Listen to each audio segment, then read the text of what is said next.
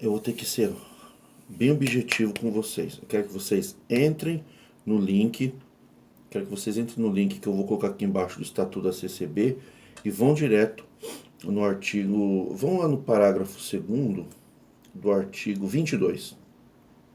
Então, primeiro parágrafo, o Conselho de Administrações se reunirá em reuniões regionais do Ministério, compondo o Conselho Regional de Anciães. Então tem o Conselho Regional, integrado por todos os anciões da localidade da respectiva região ou do Estado, e deliberará sobre as questões espirituais regionais, bem como materiais, estas em conjunto com a administração. Tá. Depois tem o artigo 2. O Conselho dos Anciões mais antigos do Brasil se reúne em São Paulo em proteção à unidade espiritual, poderá revisar ou substituir soberanamente qualquer decisão tomada pelo Conselho de Anciães em reunião regional ou estadual. Então, não sei se os irmãos sabem, nós temos 3 graus. Nós temos o Conselho de Anciões regional, temos o Conselho de Anciões estadual e temos o Conselho de Anciães nacional. Então são 3 níveis de hierarquia de deliberação de decisões. Agora, no momento que é o Estatuto da Congregação, no artigo 22, diz, no parágrafo 2º, que os anciões mais antigos do Brasil se reúnem em São Paulo em proteção à unidade espiritual, poderá revisar ou substituir soberanamente qualquer decisão tomada pelos anciões em reunião regional ou estadual. Isso significa que o Conselho de Anciões Nacional ele está acima do estadual e do regional. Isso significa que então tem o princípio do que existe o princípio do duplo grau de jurisdição. Então todas as decisões contra a corte, de corte de liberdade, elas têm o fenômeno, o fator primeiro grau, seria nas regionais. O que já está errado, porque a decisão monocrática ela tem que ser de um ancião só, que é o ancião local. Então temos 4 graus na realidade, nós temos o ancião local, que deveria tomar as decisões monocráticas. Segundo grau, apelação, a partir do momento que é um conselho, que é mais de um, que é o conselho regional, estadual e o nacional, federal, eles são conselhos, então são vários. Se são vários, é acórdão. Acórdão é decisão de várias pessoas. Quando vários anciões decidem numa regional, eles não estão, o ancião não está julgando, o conselho está promulgando, está deliberando um acórdão, está emitindo um acórdão. Um acórdão é decisão de colegiado. Quando tem um colégio de anciães, regional, estadual ou federal, que é no Brás, isso se chama acórdão. Se é acórdão, é segundo grau. Não existe acórdão de primeiro grau. O que existe em primeiro grau é decisão monocrática. Então, você que é ancião na tua comum, você não precisa tirar a liberdade de ninguém. Se você quiser manter a liberdade dos membros, você mantém. Só se alguém apelar contra a sua decisão. Quem que vai apelar contra uma decisão? Só se for um acusador, tá? O acusador tem direito de apelar. Mas o que está na defesa, aquele que é o réu, ele tem direito de defesa. O estatuto não prevê direito de defesa. Vocês podem lá, eu vou voltar ali em cima, tá falando sobre exclusão de membros. Só que então é assim, só para vocês entenderem. Então existe o Conselho de Anciões Regional, Estadual, né, e o Federal. E a decisão do Conselho Federal de Anciães, ela pode revisar toda e qualquer decisão do Conselho Regional, compondo o Conselho em proteção, pode revisar ou substituir soberanamente qualquer decisão tomada pelo Conselho de Anciões. Isso significa que é grau de recurso. Então cabe recurso ao Conselho Federal de Anciões. Existe o Conselho Federal de Anciões, que é lá no Brás. É o conselho dos mais velhos do Brasil, não é os mais velhos do estado de São Paulo. Então no Brás tem 2 jurisdições, 2 circunscrições. Tem o fato do Brás ser a capital do estado de São Paulo, então ali tem o Conselho Regional Estadual e também o Conselho Regional Federal, que é os mais velhos do Brasil. Então a pessoa confunde o que é mais velho nacional e o que é mais velho estadual, tá? Bom, então o que eu quero dizer para você, irmão, se você foi cortado pelo ancião local, você tem direito de recorrer em primeiro grau no Conselho Regional da sua região. Segundo, você pode recorrer para o colegiado de anciães do Estado. Você pode fazer isso por escrito e se você não for atendido, você pode pedir para o Poder Judiciário te defender e garantir esse seu direito, tá? E se você for condenado no segundo grau recursal de colegiado de anciães pelo acórdão do Conselho Regional, então o acórdão do Conselho Regional te manteve culpado, então você apela para o Conselho Estadual de Anciães. Vai emitir um novo acórdão e depois você pode não se contentar com essa decisão e apelar para o Conselho Federal de Anciães. É um outro conselho que diz que pode qualquer decisão. Por quê? Por que decisão? Porque Conselho de Anciões não dá sentença. Conselho de Anciões emite decisão. Qual a diferença de decisão e sentença?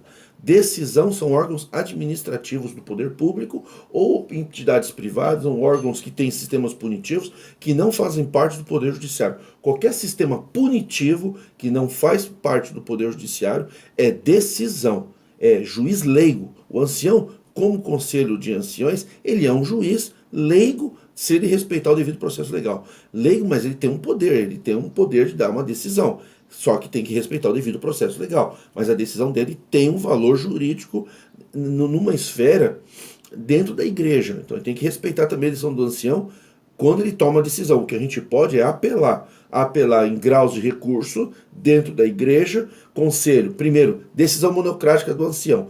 Ancião regional estadual não pode tomar decisão, cortar a liberdade de membro local. Não sei se vocês sabem, porque no local, na igreja, tem a decisão monocrática. Não existe recurso em decisão de colégio sem antes ter uma decisão monocrática. Ninguém pode ser julgado direto num conselho de anciões. Ele primeiro tem que tomar a decisão de um ancião local. É a decisão monocrática. Se você for julgado direto no regional, ou estadual ou federal, houve supressão de instância. O processo é nulo. O ancião local tem que se posicionar, ele tem que decidir. Se ele não decide, então tudo bem, aí o conselho pode então decidir, pode tomar a decisão então no regional, mas não é o certo. Por isso que eu digo que o ancião que é local, se ele quiser não tirar a liberdade, ele tem esse poder. É decisão monocrática. Ele deveria inclusive fazer isso. Se ele for chamado a atenção no conselho, ele pode se defender perante os outros demais anciãos. Se ele for punido, ele entra com mandado de segurança também. Por quê? Porque defendeu, assegurou ao membro local, o ancião local, assegurou um direito constitucional ao membro local e não puniu aquele membro. Então o ancião também tem direito de se defender perante o conselho. Só tem um problema que vocês estão esquecendo.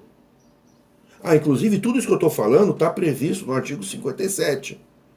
O artigo 57 do novo Código Civil, eu não sei se vocês vão ler para os membros, acho que vocês não vão ler não. Mas era bom ler, viu? O artigo 57 diz o seguinte: a exclusão do associado só é admissível havendo justa causa, assim reconhecida em procedimento que assegure direito de defesa e recurso, nos termos previstos no Estatuto. Redação dada pela Lei 11.127 de 2005. Então, o que diz a lei? Redação dada pela Lei 11.127 de 2005. Pesquisem, artigo 57.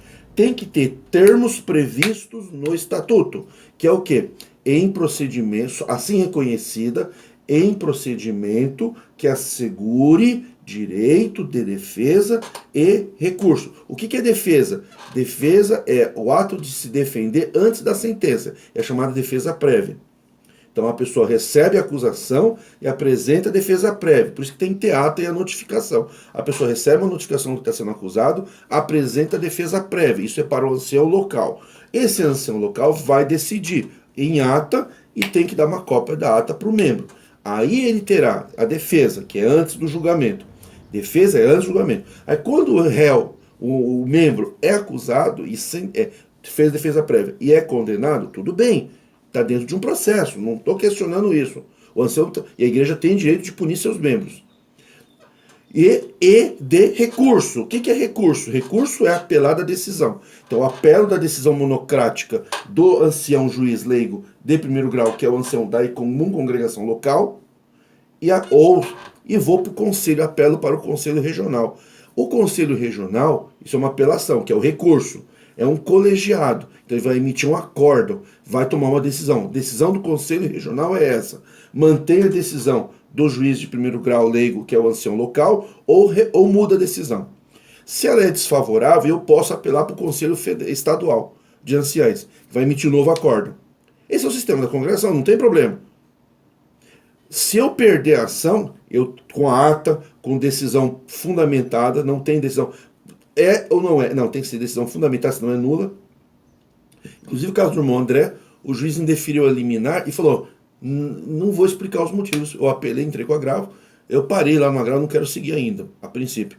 Mas eu pedi para os desembargadores do Tribunal de São Paulo anular aquela decisão do juiz monocrático. O juiz dos desembargadores anulou. Não, isso aqui não existe decisão sem fundamentação. Está nula a decisão. E aí deram outra decisão que eu não concordei muito, mas eu estou analisando se eu vou apelar ou não. Mas anulou a decisão. Então, decisão sem fundamentação e motivação é nula. Então, aí tem um recurso para o Conselho Estadual e para o Conselho Federal de Anciães. Tá, até aí tá tudo bem. Por quê? Tem a defesa, que é a defesa prévia na igreja local, e tem os recursos, né? Regional, estadual, federal. Ok. Artigo 57 da Lei 11.127 de 2005. Repito, a exclusão do associado só é admissível havendo justa causa, assim, reconhecida em procedimento que assegure direito de defesa e recurso, nos termos previstos no Estatuto. Então, o Estatuto tem que prever como são os termos de defesa e de recurso. Prazo, a forma, quem é o ancião, define quem é o ancião monocrático, quem são os regionais, estaduais. Tem que colocar isso como um procedimento previsto no Estatuto, em procedimento que assegure direito de defesa e de recurso, nos termos previstos no Estatuto. O Estatuto tem que prever os termos de defesa e de recurso para o membro. Artigo 57 da Lei 11.127, 2005. A congregação diz que respeita as leis vigentes do país.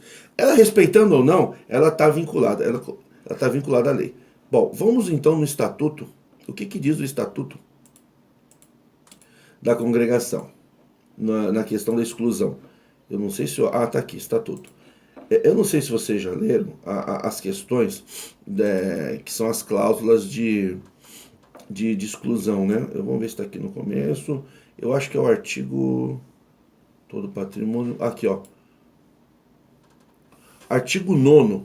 Os membros da congregação, conforme ocupantes de qualquer cargo ou função ministerial, ou não, só poderão ser demitidos ou afastados do exercício deles por deliberação do Conselho de Anciões.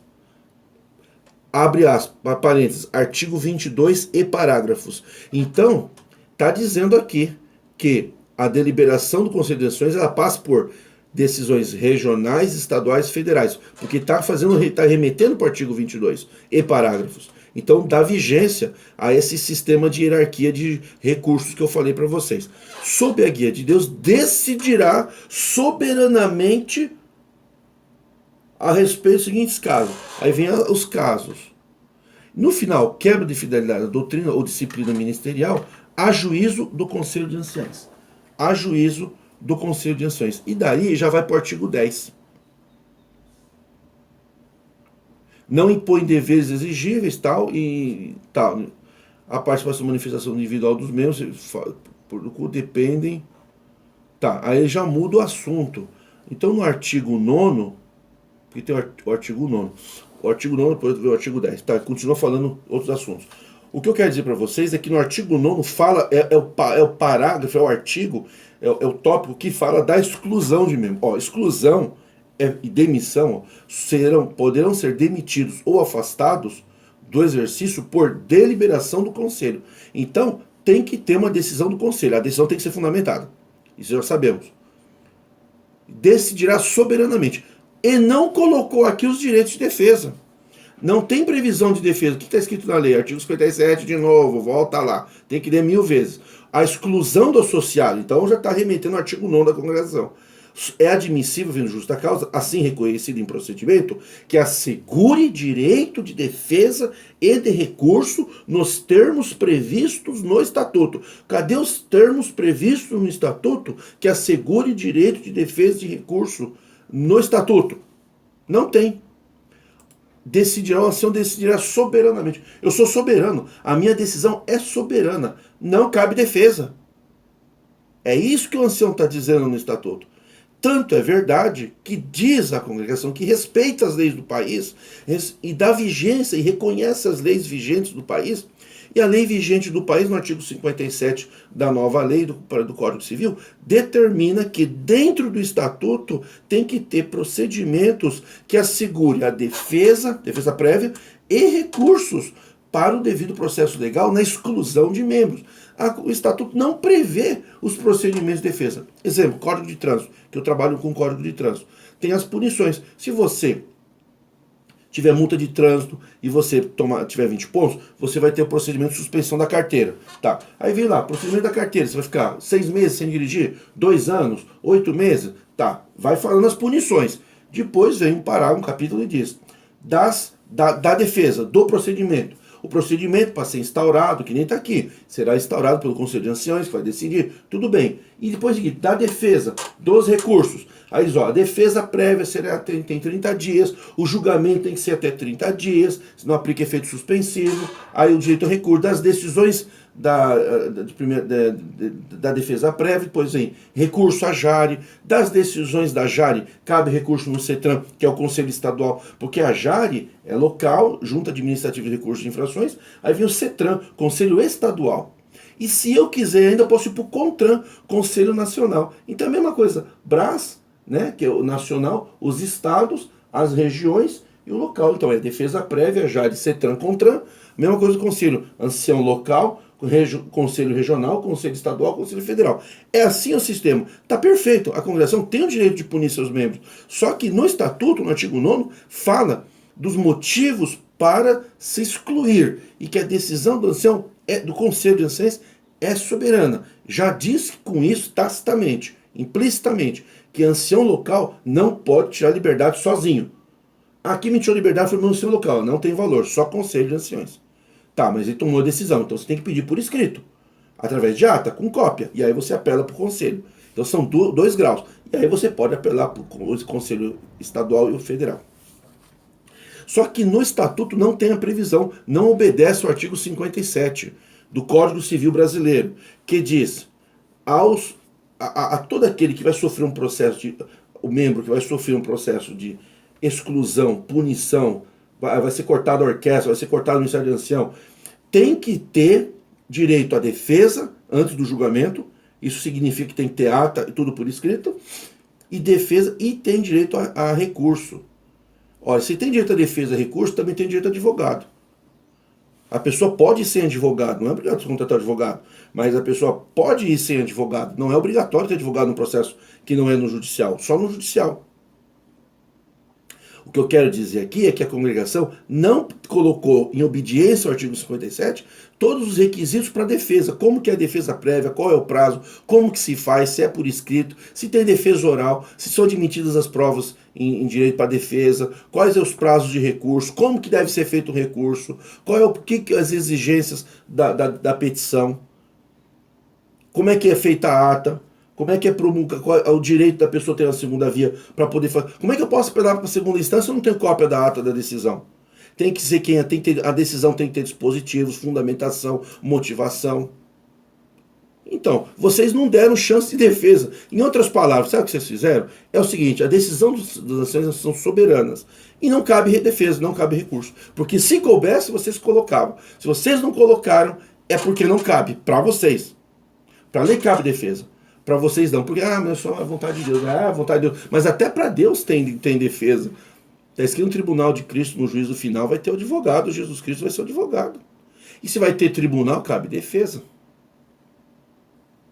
Tanto é que o acusador no tribunal está à direita para opor de dia e de noite, tá? Porque caiu o acusador dos irmãos. De dia e de noite ficava à esquerda de Deus lá, acusando de dia e de noite os irmãos. Que vive o dia inteiro acusando os irmãos na igreja de pecado, que praticou pecado, que caiu, é o próprio diabo. O diabo e seus ministros, né, no caso. O diabo, os ministros, seus anjos, os principados e as potestades das trevas, eles estão à esquerda de Deus para acusar os filhos de Deus o tempo todo pelos seus pecados. É o acusador. Todo aquele que faz essa acusação para com Deus, que quer tirar a liberdade com Deus, olha, esse irmão está condenado, esse irmão não tem salvação, esse irmão caiu, ele é adúltero, ele caiu no adultério, ele é homossexual, ele cometeu pecado. Ah, tá na Bíblia. É assim que o acusador faz. Tá na Bíblia, os homossexuais não entram no céu. O que caiu no adultério, o que fez sexo no casamento, tem que tirar a liberdade, porque está na Bíblia. Esse é o que? É o acusador. Então o diabo está à esquerda de Deus para acusar de dia e de noite. Isso é o que está na Bíblia. E no Apocalipse está escrito: caiu o dragão, caiu o acusador, caiu o diabo, foi lançado no lago de fogo ardente. Aquele que ficava de dia e de noite, o acusador dos irmãos. E quero só que vocês entendam que quando a pessoa fala acusador, o acusador não é injusto porque é acusador. O acusador tem o papel de pegar o que está escrito, o que está previsto na lei de Deus, para acusar. Esse é o papel do diabo. E os seus anjos e os seus ministros, todo aquele que corta a liberdade baseado na Bíblia, baseado em pecado, ele é servo do diabo, porque ele pega a lei para acusar. E os servos de Deus servem para quê? Para levantar o caído. Não é porque ele é inocente. A gente não levanta um filho de Deus porque ele é inocente. A gente levanta porque na Bíblia também está escrito. Esse é um termo que Jesus falava, também está escrito. Ele enfrentou o diabo, enfrentou os fariseus dizendo... O diabo falava, está escrito isso, porque o diabo acusa baseado na Bíblia. Vocês que vêm aqui no site acusar os irmãos caídos, porque está escrito, vocês também são príncipes de Satanás, porque vocês usam a lei de Deus para condenar. Esse é o papel do diabo. O papel de Jesus Cristo é levantar o caído. O justo cairá 7 vezes. 7 vezes será levantado. Não está 7 vezes será absolvido. Ele levanta o condenado, porque o prazer de Jesus é salvar o condenado, o pecador, o que está caído, o que está destituído de tudo. Esse é o papel de Jesus Cristo, tentar salvar de todo jeito todo pecador. Vocês estão na Arca de Noé ainda. A Arca de Noé, os justos entraram, 1 mais 7 lá, um gato pingado, entraram. Depois, logo acabou a arca, já ficou bêbado, já deu briga, já amaldiçoou o filho, amaldiçoou o neto, já deu confusão ali. Vocês viram que na Arca de Noé, do Velho Testamento, o pecador se salva e todos os pecadores, os santos, né? Os santos justos se salvam, entram na arca e todos os pecadores morrem no mar. No Novo Testamento é uma nova arca, uma nova aliança. O único santo é condenado. E todos os pecadores entram para a arca da graça de Deus. A arca da graça de Deus é para encher de pecador, não é para encher de santo. Só tem um santo, o santo morreu na cruz. E os pecadores entram para a arca, estão salvos na arca de Deus. Não que são santos. Então, o papel daquele que é servo de Deus, ministro de Deus e ministras de Deus, é levantar o que está condenado e caído. Mas ele pecou. Então, você já está diante de um príncipe de Satanás. São os filhos do diabo que estão de dia e de noite junto com o diabo, acusando de dia e de noite os filhos de Deus. Mas eles não acusam porque está errada a acusação está certa, porque está escrito que os homossexuais, que está escrito que o pecador, que o adúltero, todos esses não herdarão o reino do céu. Está escrito, realmente está escrito. E é por isso que o diabo faz isso, ele pega o que está escrito para condenar. Toda vez que você vê uma pessoa pegar o que está escrito para condenar, esse trabalho é para quem? Para o acusador que está diante de Deus de dia e de noite. E Deus é tão bom que permite o papel do acusador. Só que tem um advogado, Jesus Cristo, não se esqueçam disso. Cada um respeitando cada um as suas interpretações pessoais. A minha interpretação é a favor da absolvição, porque eu sou advogado, eu luto para absolver no meu trabalho, tenho minha defesa, meu trabalho, e no campo da graça de Deus como cristão aqui. Não precisa me chamar de doutor Adão, faz favor de me parar de me chamar de doutor. Ô doutor, me chame de doutor, me chame de irmão. E me saúde, viu? Se vier dirigir a palavra para mim e me criticar e me chamar de irmão, eu aceito, mas não vem me ofender não, nem me chamar de porco. Eu sou um filho de Deus, estou aqui para defender os membros da igreja caído. E para defender os que estão de pé também. Tem muito ancião também que procura andar na legalidade, mas não consegue, porque é oprimido. Então o ancião, depois eu vou fazer um vídeo para vocês também se defender dos mais velhos. Então o estatuto é nulo, tá? Não tem valor jurídico. Eu vou inclusive providenciar um estudo, um trabalho, vou procurar mais irmãos advogados, vamos entrar com um pedido do Ministério Público Federal para que faça uma intervenção e peça para a congregação alterar esse artigo 9º, colocando toda a previsão legal para a defesa e recurso dos membros. Porque o membro tem direito à defesa. A congregação é a única igreja no Brasil que não tem no estatuto previsão de defesa. No estatuto da congregação não prevê defesa, porque a decisão é soberana. A decisão é tão soberana que não cabe defesa. Só que isso infringe a lei. Igreja que não obedece à lei não segue os mandamentos. Ah, a igreja que mais se aproxima dos mandamentos dos apóstolos, que mais se aproxima da Bíblia. Não, senhor. Que se aproxima da Bíblia tem que obedecer às leis vigentes do país. Aliás, o estatuto diz isso, não sou eu. Essa é contra a igreja, está denigrindo a igreja. Não. Eu estou dizendo que a igreja respeita as leis. Se respeita, por que no estatuto não dá direito para defesa? É assegurado aos membros da congregação direito à defesa, conforme o artigo 5º da Constituição Federal Brasileira, porque nós respeitamos as constituições, nós respeitamos as autoridades, as leis. Na igreja vocês falam isso, e por que aqui vocês não deixam o membro se defender? Não tem previsão para defesa. Vocês conseguem entender o que eu estou falando? Será que eu estou falando em grego? O Estatuto da Congregação não permite defesa a réu. Réu não pode se defender. Por quê? Porque não está previsto. É ilegal. Fere o artigo 57 do Código Civil, cabe nulidade. Então, um estatuto de uma igreja que não dá chance para o réu se defender, então, eu não sei o que eu posso falar para vocês. Eu peço para vocês fazerem essa revisão. Outra coisa, né? Peço a nulidade para os irmãos de maneira extraoficial, pelo vídeo, que revoguem todas as decisões feitas na congregação. Todas, 100%. Porque nenhuma delas teve direito de defesa. Ah, teve, não teve. Está no estatuto que não teve. Ou se desobedeceram o estatuto. Olha a confusão que dá. Mas como é difícil vocês entenderem.